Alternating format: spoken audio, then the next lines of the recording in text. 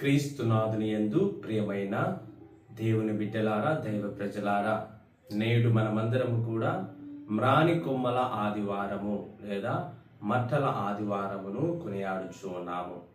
ఇందులో ముఖ్యముగా మనము 3 విషయాల గురించి తెలుసుకుందాం. ఎందుకని క్రీస్తు ప్రభువు యెరూషలేములోనికి పురప్రవేశము చేసి ఉన్నాడు? రెండవదిగా ఏ విధంగా ఆ పురప్రవేశం అనేది జరిగింది, దాని అర్థం ఏమిటి? మూడవదిగా వారందరూ కలిసి పాడిన పాట ఏమిటి, ఆ పాట యొక్క అర్థం ఏమిటి అనే ఈ 3 అంశాలను మనము ధ్యానించుకుందాం.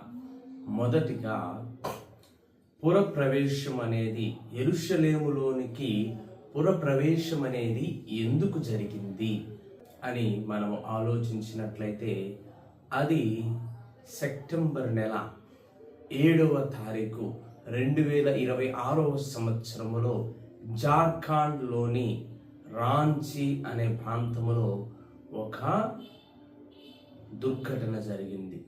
అదేమిటంటే, కోల్ మైన్స్, బొగ్గు గనులు తవ్వకాలు జరుగుతున్న ఆ ప్రాంతంలో ఒక్కసారిగా గ్యాస్లన్నీ లీక్ అయ్యి ఆ గనులు తవ్వడం అంతా కూడా కూలిపోవడం ప్రారంభమైంది.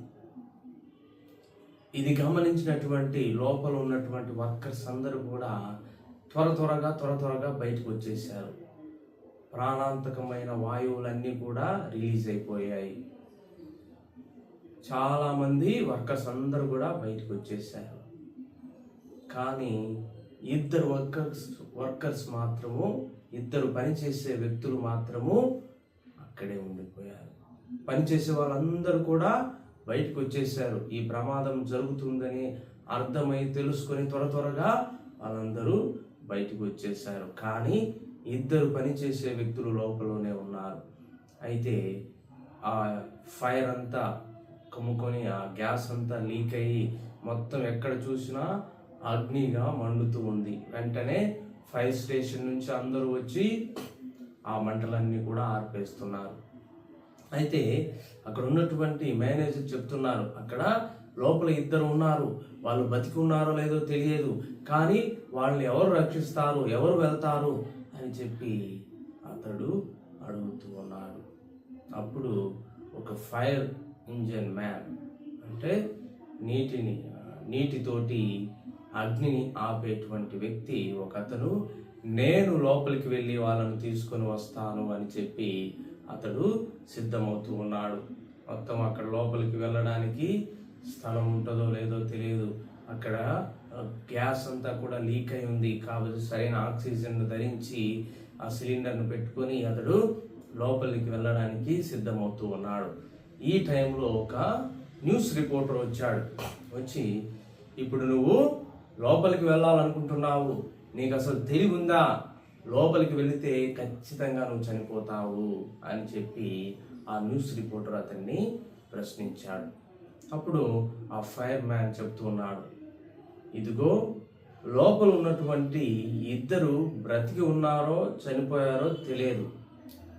చనిపోతే సరే, ఒకవేళ వాళ్ళు బతికే ఉంటే వాళ్ళని ఎవరు రక్షిస్తారు? వారు ఆ గ్యాస్ లీక్ అయిపోయి తర్వాత ఈ ప్రాణాంతకమైన వాయువును వాళ్ళు పీలుస్తూ ఉన్నారు, అగ్ని వాళ్ళ చుట్టూ ఉంది, వాళ్ళని ఎవరు రక్షిస్తారు? నేను వెళితే బ్రతికి ఉంటే వాళ్ళిద్దరిని తీసుకుని వస్తాను, ఒకవేళ చనిపోతే వారి శవాలైనా నేను తీసుకుని వస్తాను, లేదు నేను వాళ్ళ దగ్గరికి వెళ్ళేసరికల్లా నేను గనక మరణిస్తే వాళ్ళు నేను వచ్చిన దారి వెంట బయటికి వస్తారు అన్న మాటలు ఆ విలేకరుని కదిలించాయి. ప్రియమైన సహోదరి సహోదరులారా, ఇది వాస్తవముగా సెప్టెంబర్ నెల 7వ తారీఖున రాంచీలో, జార్ఖండ్ రాష్ట్రంలోని రాంచీ ప్రాంతంలో జరిగింది. అయితే యేసు ప్రభు యొక్క పురప్రవేశము కూడా ఈ విధంగానే ఉంది.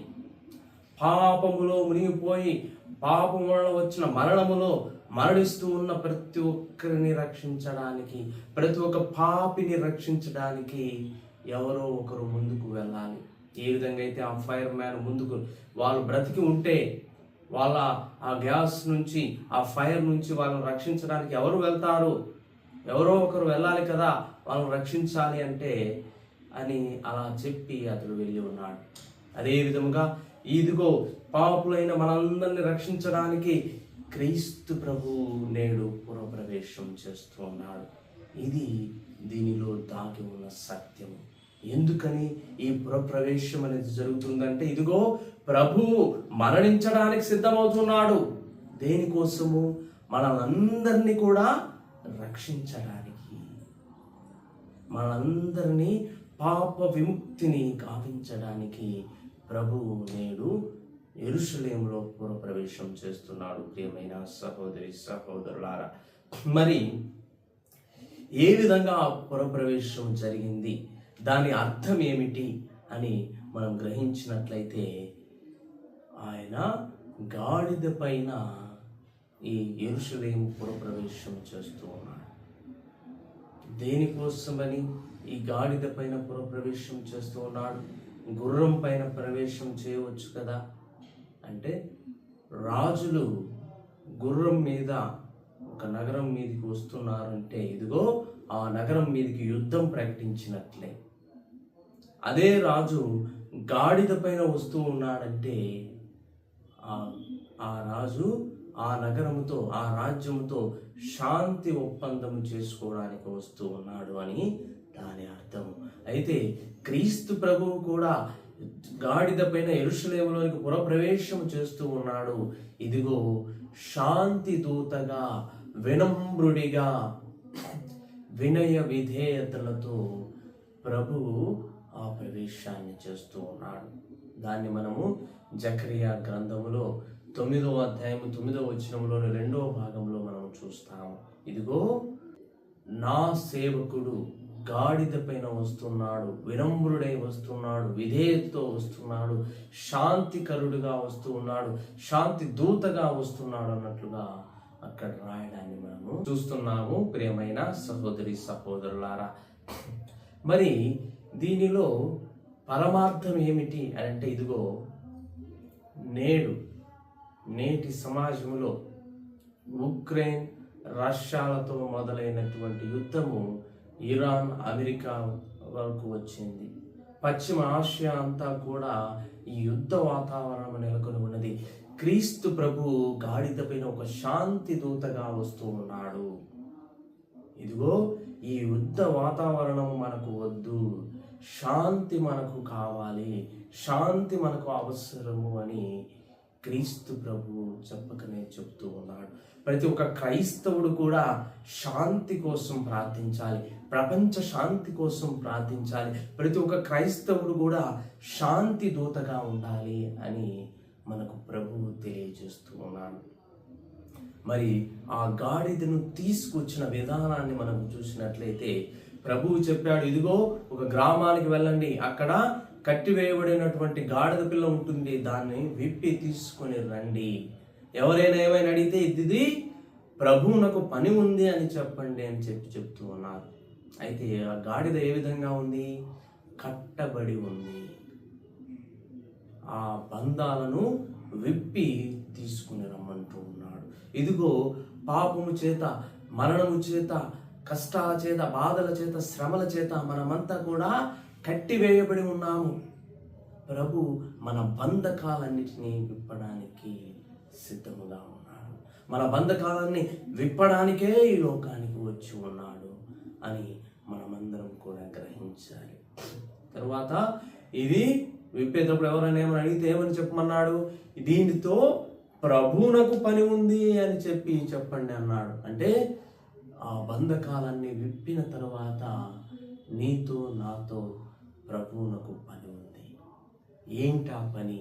ఇదిగో నీవు నేను కూడా ఆ ప్రభువును మోయాలి.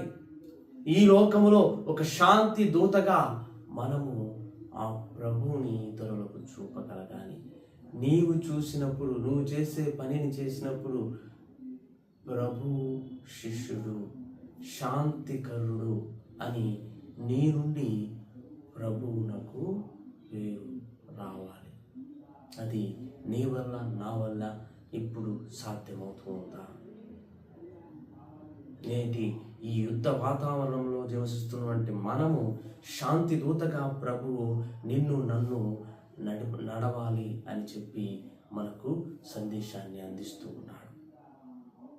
మరి నీవు నేను దీని కొరకు ప్రార్థిస్తూ ఉన్నామా? ఈ శాంతి దూతలుగా మనము జీవిస్తున్నామా అని మనల్ని మనము ఆత్మ పరిశీలన చేసుకోవాలి. మూడవదిగా వాళ్ళు పాడిన పాటను మనము విన్నట్లయితే, దావీదు కుమారుడా హోసన్నా హోసన్నా, ప్రభు నామమున వేయించేవారు ధన్యులు, హోసన్నా హోసన్నా అని చెప్పి వాళ్ళు మట్టలు చేతబూని ప్రభువునకు ఆహ్వానం పలుకుతూ పాడుతూ ఉన్నారు. దాని యొక్క అర్థము, ఓ ప్రభువా మమ్మల్ని రక్షించండి, మమ్మల్ని రక్షించండి ప్రభువా అని చెప్పి ఆ ప్రభువుని వేడుకుంటూ ఉన్నారు. హోసన్నా అనగా ప్రభువా మమ్మల్ని రక్షించండి అని దాని అర్థము. మరి ఆ ప్రభువుని మనల్ని రక్షించమని ఆ ప్రభువునకు ప్రార్థిస్తున్నామా? ప్రతిరోజు నీవు నేను ప్రార్థనలో పాల్గొంటూ ఉన్నామా? ఆ ప్రార్థనలో ప్రభు నిన్ను నన్ను రక్షించమని వేడుకుంటున్నామా? ఆనాటి ఇజ్రాయేలు ప్రజలు తెలిసి తెలియక హోసన్నా హోసన్నా అని పాడుతూ ఉన్నారు. కానీ ఆ ప్రభువే వాళ్ళందరినీ కూడా రక్షించడానికి వచ్చి ఉన్నాడు అన్న సత్యాన్ని వాళ్ళకి తెలియదు అప్పటికి. అయినా కానీ ఆ సత్యాన్ని తెలిసినట్లుగానే వాళ్ళు పాట పాడడం మనం చూస్తూ ఉన్నాం. మరి నేడు ప్రభు మన కొరకు ఈ లోకంలో జన్మించాడు, మన కొరకు మరణించాడు, మన కొరకు ఉత్థానమై ఉన్నాడని నీవు నేను విశ్వసిస్తూ ఉన్నాము. మరి ఆ ప్రభువుని రక్షించమని, ఆయన రక్షణ పొందటానికి నీవు నేను సిద్ధంగా ఉన్నామా? సిద్ధంగా ఉన్నట్లయితే ప్రభువునకు మనం ఏం చేయాలి? సిద్ధంగా లేనట్లయితే మనము ఏ విధంగా సిద్ధపడాలి? మనము ఈ ఆదివారం నుంచి పవిత్ర వారములోనికి అడుగుతున్నాము. ప్రభు భోజనము, గురుత్వ స్థాపన, దివ్యబలి స్థాపన మనము పాల్గొంటూ ఉన్నాము. క్రీస్తు ప్రభు యొక్క శిలువ మార్గంలో, మరణంలో మనము పాల్గొనబోతూ ఉన్నాము. ఆయన ఉత్థానములో, ఆయన మహిమలోకి మనము ప్రవేశించబోతూ ఉన్నాము. దానికి మనము ఆయత్తపడుతున్నామా? ప్రభువును మోసిన గాడిద మళ్ళీ మరుసటి రోజు అదే వీధి గుండా పోతుందంట. అప్పుడు అందరూ దాన్ని రాళ్లతో కొట్టి తరిమారు. అదేంటి, నిన్న నేను ప్రభువును మోసుకొని వస్తూ ఉన్నప్పుడు అందరూ నన్ను ఆహ్వానించారు, అందరూ నాకు వస్త్రాలను పరిచారు, మట్టలతో ఆహ్వానించారు, ఇప్పుడేంటి వీళ్ళు తరిమి కొడుతున్నారని ఆ గాడిద అనుకున్నది. దానికి అప్పుడు అర్థమైంది, ఏంటి, నా పైన ప్రభువు లేడు, నేను ప్రభువు మోసాను కాబట్టే నాకు విలువ. నీకు నాకు విలువ రావాలి అంటే నీవు నేను క్రీస్తును మోయాలి, క్రీస్తు వాక్యాన్ని మోయాలి. మన మాటల ద్వారా, మన ప్రవర్తన ద్వారా, మన నడవడిక ద్వారా క్రీస్తు ప్రభువుని మనము ఇతరులకు చూపగలగాలి. క్రీస్తు ప్రభువుని మనము మోసే వ్యక్తులుగా మనము మారాలి. అప్పుడే నీకు నాకు విలువ ఉంటుంది. ప్రేమైన సహోదరి సహోదరులారా, ఆ ప్రభువుని మనం మోసి మన విలువను పెంచుకుందామా? లేదా ఆ ప్రభువును తృణీకరించి మన విలువను మనమే తగ్గించుకుందామా? ఆత్మ పరిశీలన చేసుకొని ఆ ప్రభువుని ప్రార్థించుకుందాం. ఆమేన్.